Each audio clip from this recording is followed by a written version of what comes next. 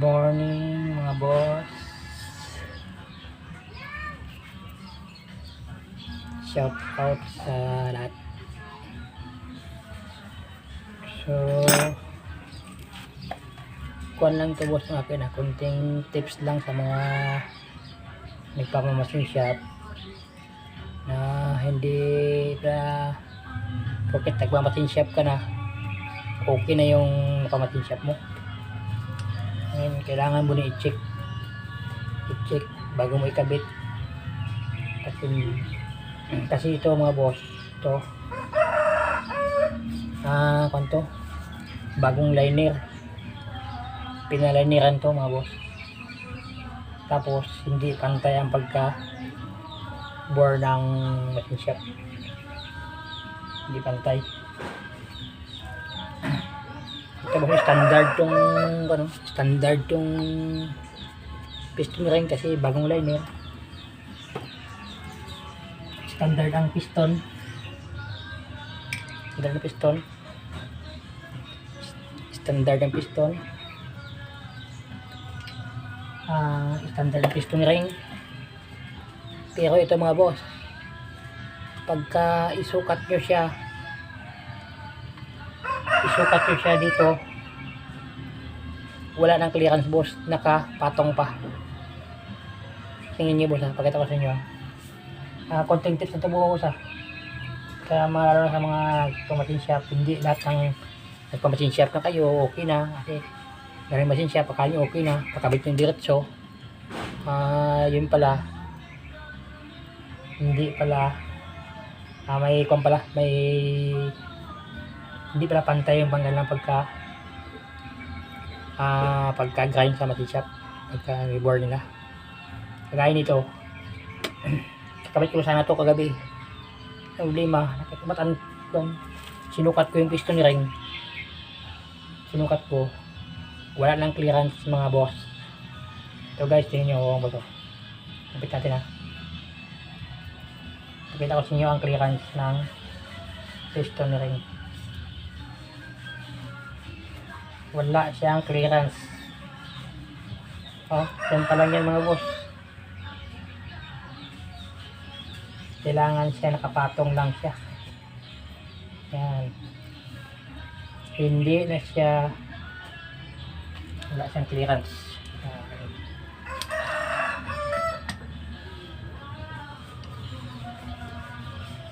Ayan mga boss, kita ko lang wala na siyang clearance.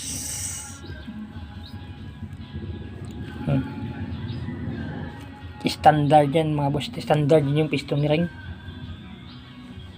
wala na siyang clearance.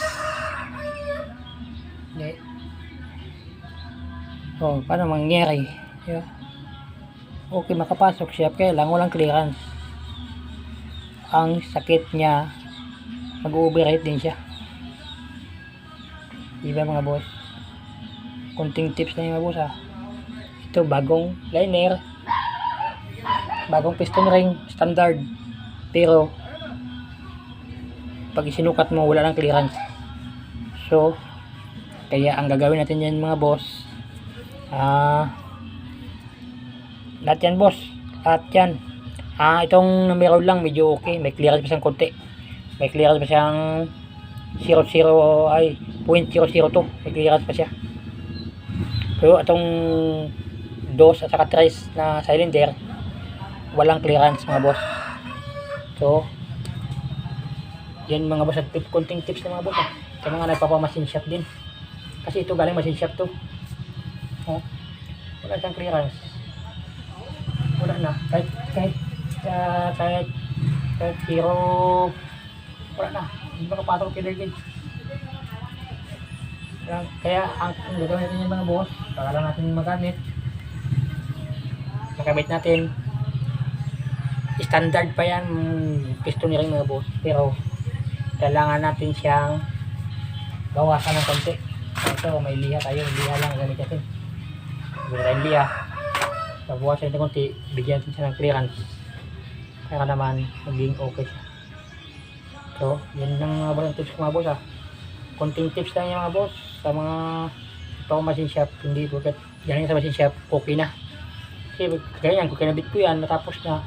Tapos pagkabit na, pag okay na, pagka pinatakpo na, mag-overhead pala kasi walang clearance eh. Walang wheel na ano mangyari? Sisihin ako nung nagpagawa. Kasi akong huling gumawa eh.